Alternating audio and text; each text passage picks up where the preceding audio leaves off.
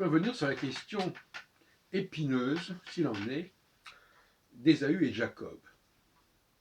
Vous savez que depuis un certain temps, je rappelle la dualité entre le royaume du Nord et le royaume du Sud. Et qu'on ne peut pas comprendre les prophéties bibliques sans connaître la situation politique du temps où elles ont été émises. Bon. Alors, quand on écoute ce récit, pas, du chapitre 32, enfin 30 et quelques de la Genèse, sur ces questions, on nous dit oui, alors il y a eu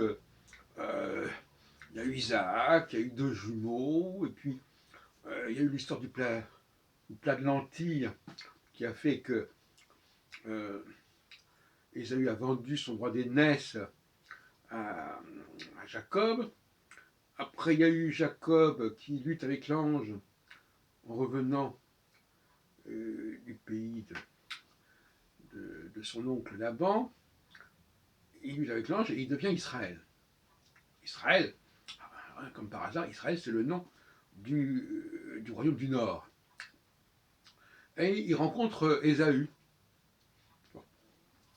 Alors, souvent quand on entend parler de ces questions-là avec des juifs, ils disent ah oui, Ésaü, c'est le royaume d'Édom, enfin je sais pas, on ne sait pas très bien. En tout cas, c'est étrange parce que Isaac a deux fils. Alors il y en a un qui serait en rapport avec le peuple hébreu, et l'autre qui serait autre part. Ça sonne faux tout ça. Alors, justement, je fais une petite parenthèse méthodologique, qu'on a d'ailleurs abordée au Café Philo McDo ce soir, à savoir que il est évident qu'il faut repérer les choses qui sonnent faux. Les choses qui sonnent faux, pourquoi? Alors qu'est-ce qui fait qu'une chose sonne faux? Ça peut être parce que c'est l'imitation de quelque chose d'ancien, parce que c'est contradictoire, parce que il y a eu des choses qui ont été rajoutées, enfin il y a toutes sortes de choses. Moi j'appelle ça la crasse. Il faut nettoyer les textes de tout ce qui est sale ou qui sonne faux. Ça ne veut pas dire forcément que les textes nous renvoient à une réalité, mais enfin en tout cas, ça nous ramène à quelque chose de plus authentique au niveau de la conception de ces textes d'origine. C'est tout. Alors, je voudrais vous citer deux passages de deux prophètes, Abdias et Malachie, qui sont extrêmement négatifs pour Ésaü. C'est vrai que Ésaü n'a pas disparu de circulation. Alors, le premier, mais je ne vois pas très bien, je regarde un peu. Le premier, ils détruiront totalement les gens de la famille d'Ésaü, par opposition aux familles de Jacob. Ça, c'est dans Abdias. Et alors, dans Malachie, c'est encore bien pire.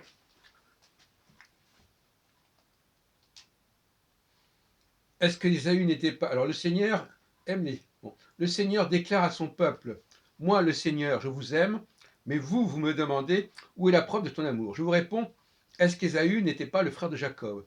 Pourtant, je préférais Jacob à Ésaü. Les gens de la famille d'Ésaü occupent une région montagneuse. J'en ai fait un désert et j'ai livré leur pays aux chacals. Bon. Alors, ce désert, je vous signale quand même qu'on parle du désert de Judée. On dit que la Judée est montagneuse.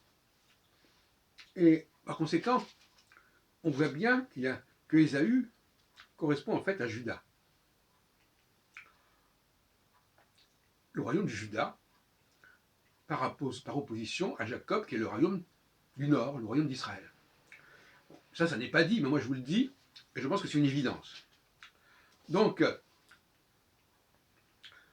on a quand même un texte biblique qui est extrêmement biaisé.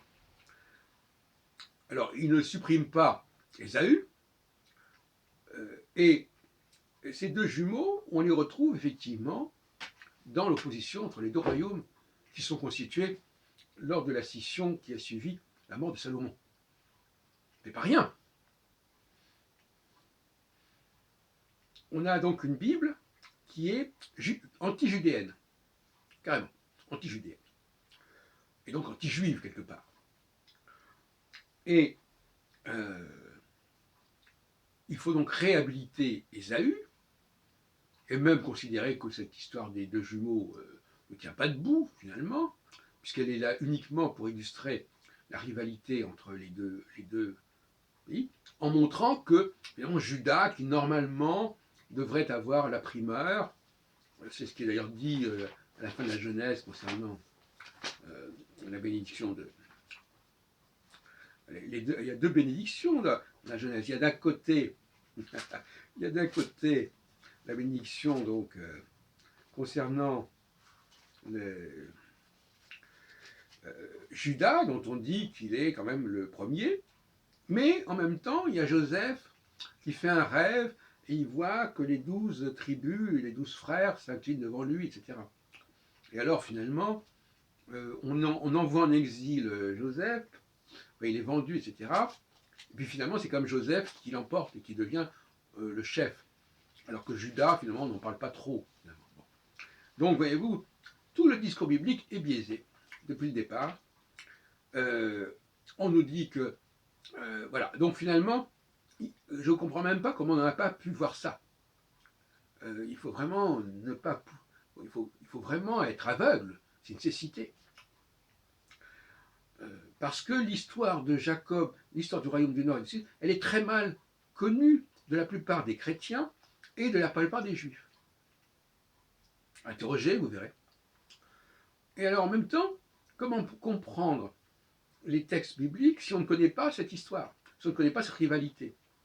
Par exemple, même au niveau de certaines sectes que j'ai connues, comme Moon par exemple, eh ben, il nous parle de la rivalité entre les frères, etc., entre Caïn et Abel, mais il ne resitue pas ça dans le contexte biblique